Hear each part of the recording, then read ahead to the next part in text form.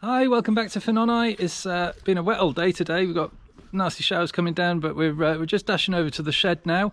We're going to bed up the cattle and we're going to feed the cattle and we're going to show you some of the machinery we use while we're doing it.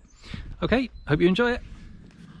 Okay, so these are some of the cattle that we've got in at the moment.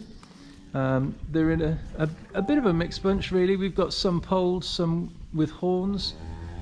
They're all ready for their lunch now though. We're going to bed them up with our straw chopper and we'll feed them with our bale unroller. We feed them silage which gets rolled out along this feed barrier here. We're just going to go along now, clear all this old stuff out from yesterday that hasn't been eaten. It's probably the stalkier stuff that they're not so keen on. So we'll get rid of all that, clean it all up, and then we can put a fresh bale down for them. And we'll show you the kit that we use for doing that shortly.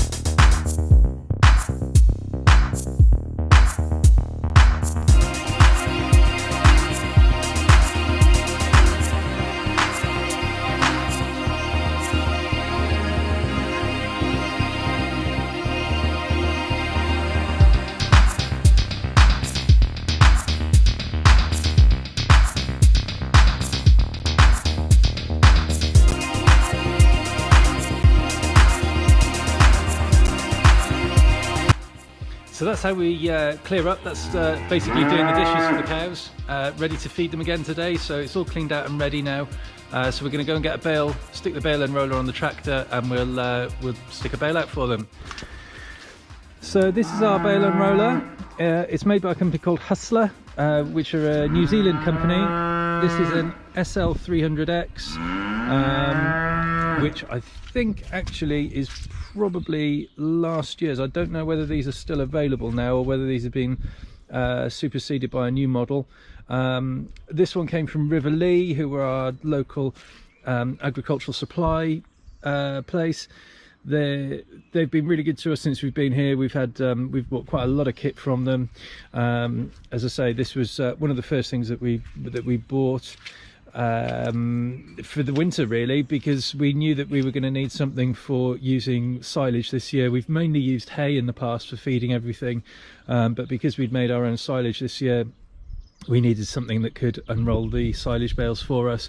And this will do silage and hay, and I think there are people who use them for rolling out straw not in cubicle housing, sorry, in loose housing. And they do a good job with that as well. The spikes pull the bale apart a little bit as it comes out.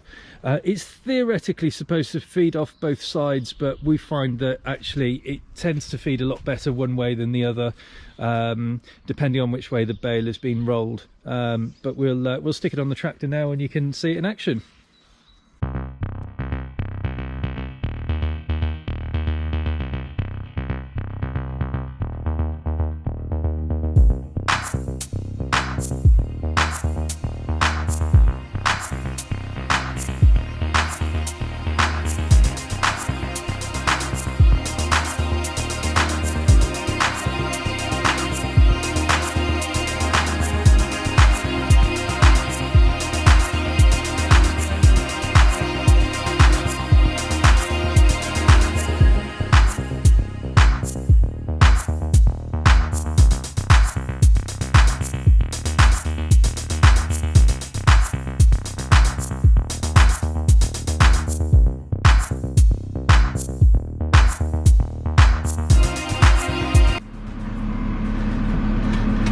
So that's how we load the bales onto the bale unroller. There's a set of spikes that come out from the back of the bale unroller that stay attached to the tractor, and you can use them for loading up.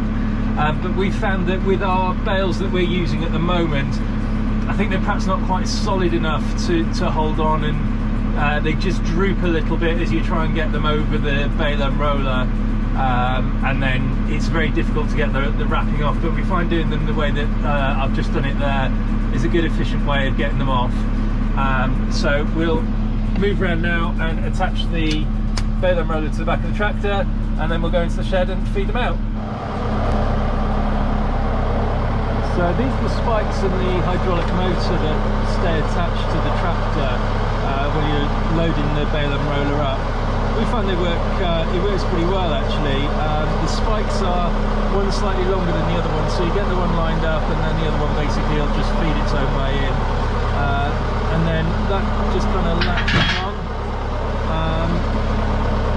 You pick the whole thing up using the tractor hydraulics, and that's it. Your bale is on and ready to feed out.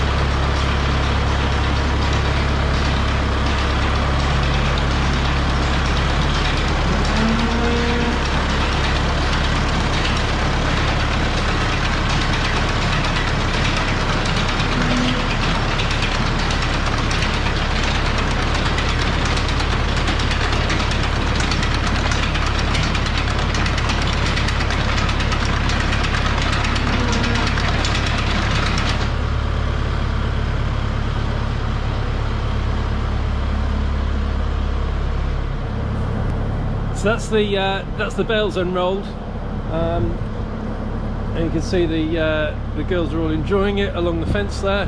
Just that. Yeah, as I say, that just unrolls the bale out, so there's a nice long run of it.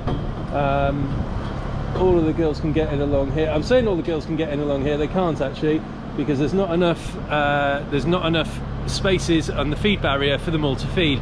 So we've got a ring feeder down the other end as well that's inside, and we stick another bale in there, and then the ones that can't get onto the feed barrier here to eat are able to eat from the ring feeder just down here.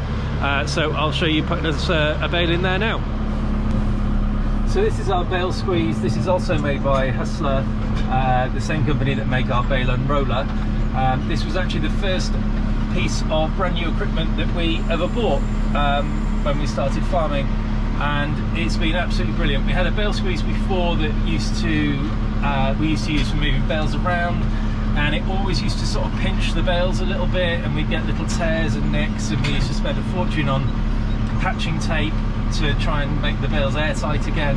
Because with this sort of bale, the worst thing that can happen is that air gets into the bale, you get mould, and it causes real problems when the livestock eat it. So, but these Hustler soft hands bale squeeze, very, very good. Being very pleased with it. It's a few years old now. Other than a squeeze of grease from the grease gun every couple of weeks during the winter, it's needed no maintenance or anything. They've been very, very good. Been very pleased with them. So this is the second bale now that's going in for the inside cows. You can see they're shut in at the top there, so we've got a ring feeder just in front of the tractor here. I'm going to take the wrap off now, and we'll stick this bale into the ring feeder and then let them back down here. And some of them will come down and eat from the ring feeder, and some of them will stay up by the feed barrier and eat up there. Okay, so there we are. That's the bale into the ring feeder. We're just going to go up now, and we'll let the girls out. So the wrap's all off. We'll go up and open the barriers up, and that will let them come down then. As I say, half of them will probably come down this end, and the rest will stay up on the feed barriers.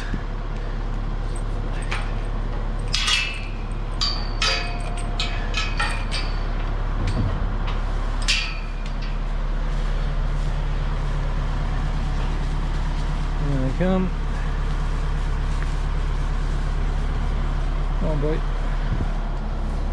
So yeah, so there we go. So they're all going through now. They're going to have their food from the feed barrier, from the ring feeder. And this group here are going to stay up here on the feed barrier with the bale that they've got there. So that's how we feed the cows during the winter. Who's this come to see me? As I say, that's a fairly sort of standard afternoon. We're going to bed them up now shortly, and we'll do another video now showing that.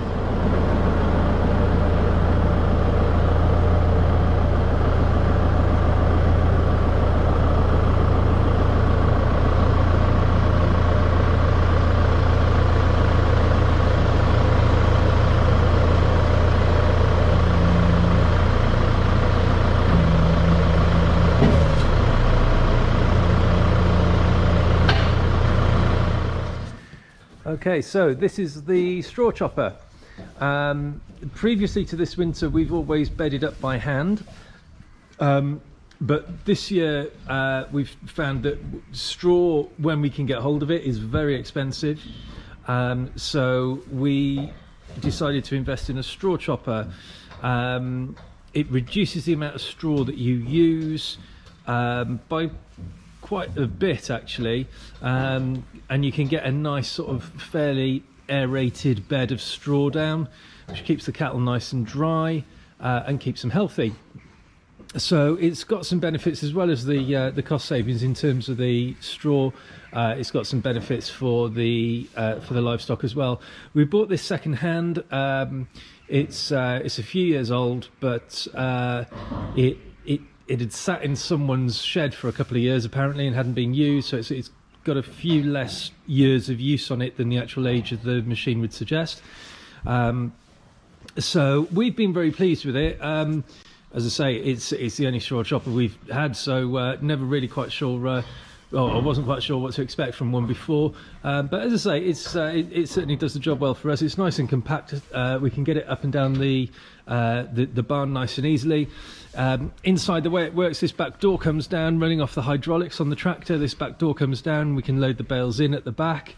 The door then gets raised back up, pulling the bale up. There's a bit of a bale left in here now. Underneath here there's a sort of conveyor belt which drags the material towards the drum at the front, which has got those knives on it. Behind the drum is a big fan, which is at the front of the machine. That picks up the chopped straw, takes it up and fires it out of that chute. It works really well. We can scoot straw straight over to the other side of the barn from here. It means we haven't got to get in with the cattle, which is a safer thing for us, obviously.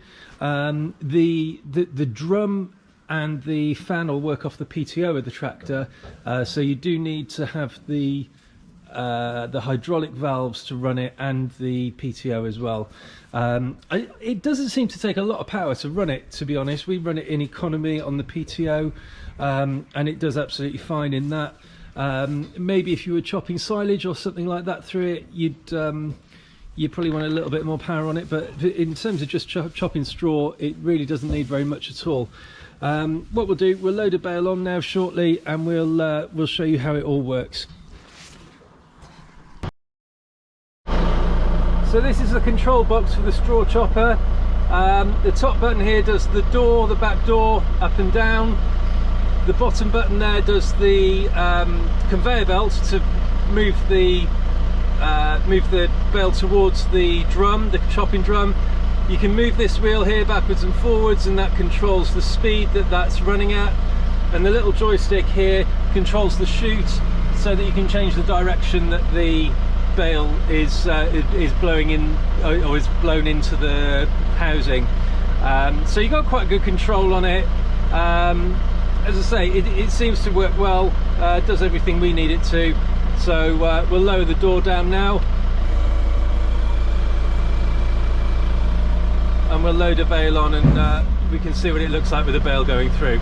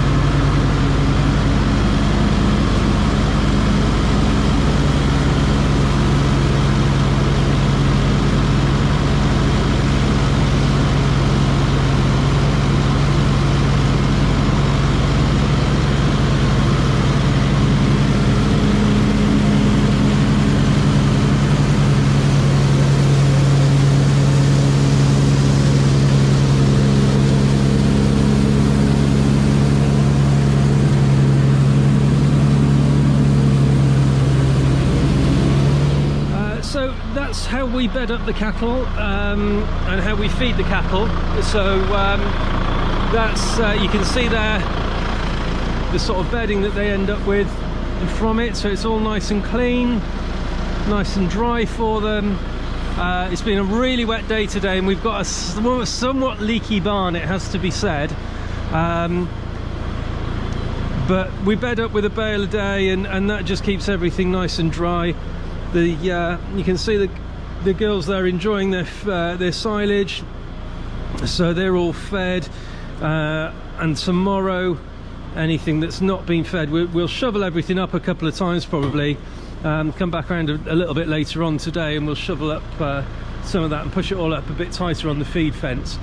But that's essentially what the bedding up and feeding of the cattle is like for the ones that are inside anyway.